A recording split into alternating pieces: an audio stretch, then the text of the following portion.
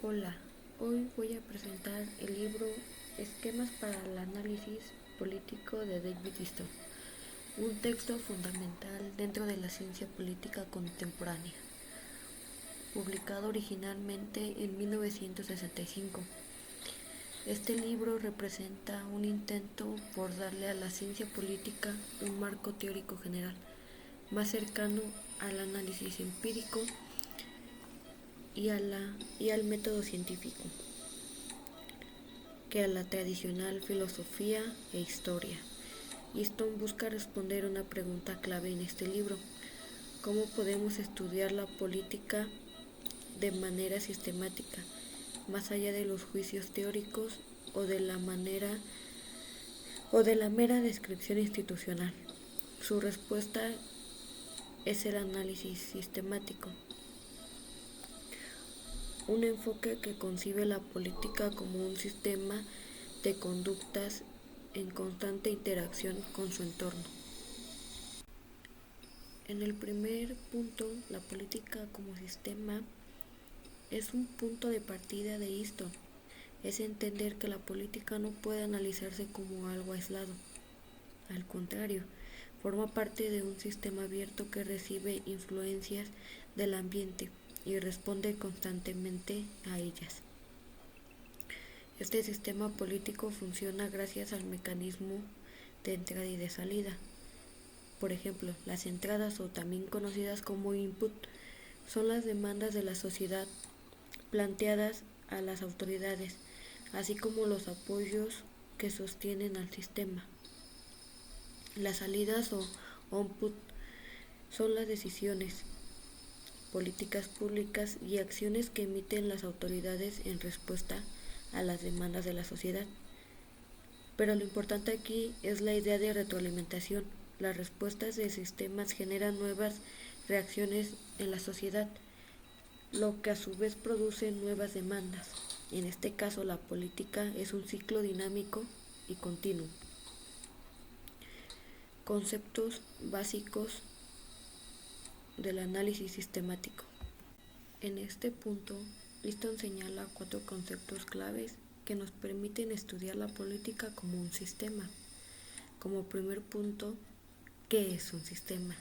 El conjunto de interacciones políticas que producen decisiones colectivas. En el punto número 2 está el ambiente, que se basa en el contexto en el que se encuentre, económico, social y cultural, que influye en esas interacciones. En el punto número 3, las respuestas, los ajustes internos que realiza el sistema para adaptarse a nuevas precisiones.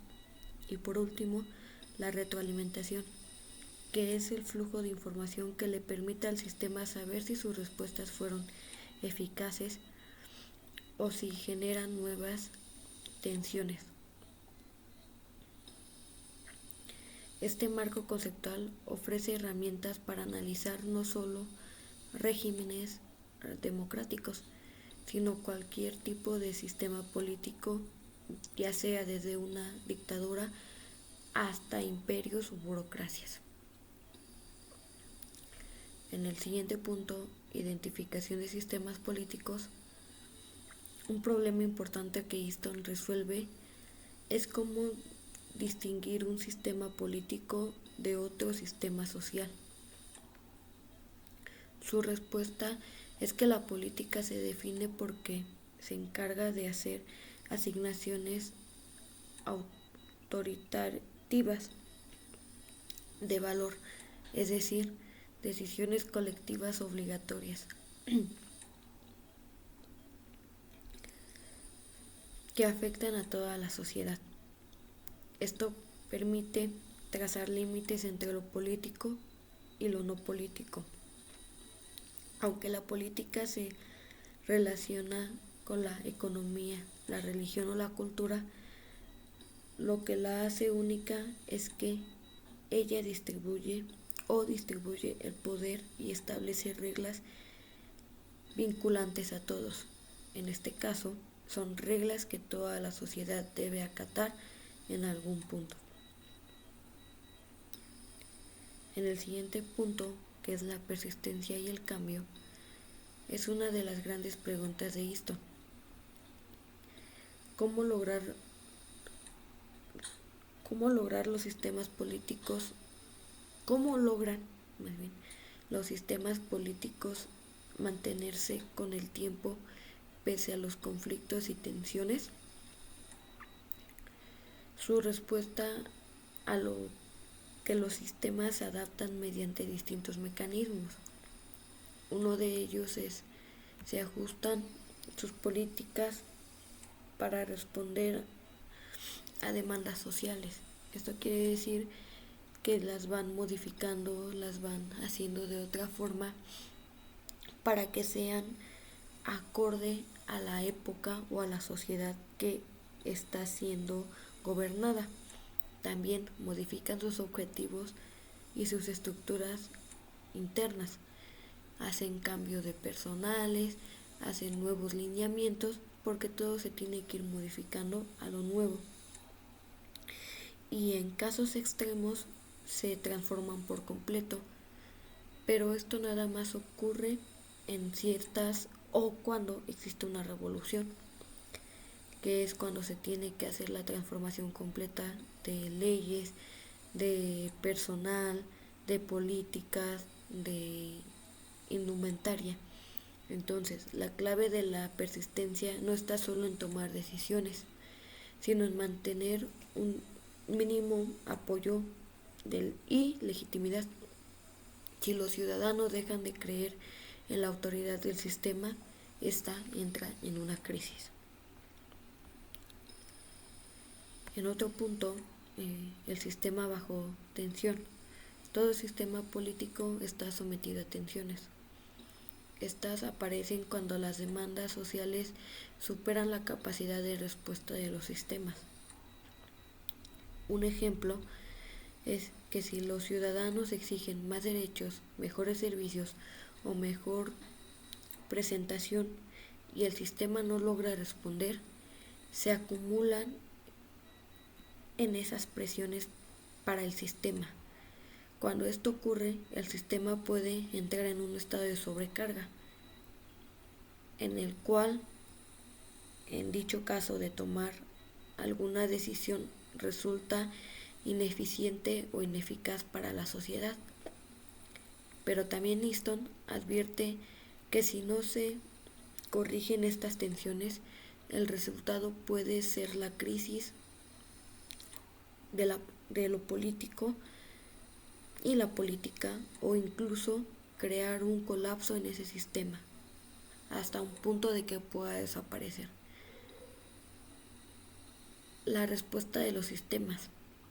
En este caso, para evitar esa crisis, los sistemas deben desarrollar mecanismos de respuestas efectivos. No basta con emitir decisiones. Esas decisiones deben ser vistas como legítimas por la sociedad. Si la sociedad no las ve así, no las acatará, y es cuando volvemos a lo mismo de que el sistema puede entrar en una tensión. Entonces, en este caso, la sociedad lo único que debe de hacer con parte de los sistemas es acatar las decisiones que sean solamente legítimas y que sean convenientes o que busquen el bien común para la sociedad. Aquí la retroalimentación sí cumple un papel esencial. Si las salidas del sistema, en este caso, pueden ser como leyes, políticas, programas, apoyos sociales o algo para buscar el bien común, son aceptadas por la mayoría, en automático el sistema se fortalece. Pero si generan rechazo, alimenta nuevas tensiones que debilitan la estabilidad del sistema, volviéndolo a que sea ineficaz o insuficiente. Entonces, la política no es un proceso lineal, sino un ciclo donde las respuestas del sistema generan constantemente nuevas demandas o apoyos. En este punto, el aporte de Easton no es una teoría cerrada, sino un esquema general para analizar la política. Su objetivo es darnos un marco flexible para estudiar cómo funciona y cómo se mantienen los sistemas políticos en conceptos de estabilidad y de cambio, que era lo que se explicaba antes. Saber en qué momento un sistema se puede debilitar o en qué momento se puede fortalecer. De igual manera, gracias a este enfoque, podemos comparar democracias, dictaduras o sistemas híbridos con con las mismas categorías, a lo mejor de demanda, de estabilidad o de la misma ciudadanía. También podemos entender mejor por qué algunos sistemas sobreviven a grandes crisis mientras que otros colapsan rápidamente.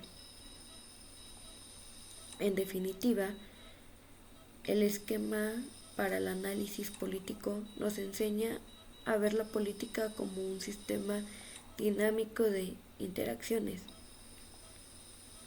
donde lo decisivo no es solo la estructura de las instituciones,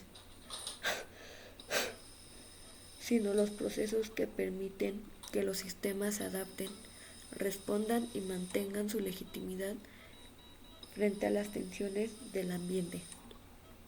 Con esto yo me llevo un gran aprendizaje del saber cómo trabaja los sistemas para poder atender las demandas de la sociedad o uno como ciudadano, ya que muchos piensan que las decisiones se toman a la ligera y no es así. Las instituciones, en este caso, son las encargadas en recibir, o los partidos políticos de intermedio son los que tienen la conexión con la ciudadanía y los que también toman las decisiones. Entonces, al ver esto, nos damos cuenta que hay un trabajo continuo. Y algo muy importante que planteaba Easton y recalco mucho es la retroalimentación. Al saber que algo no le parece a la sociedad, se puede volver a generar o se puede volver a hacer. Entonces, en este sentido, es muy importante saber que la política es también un apoyo social para, para generar y analizar en qué la sociedad está afectándose.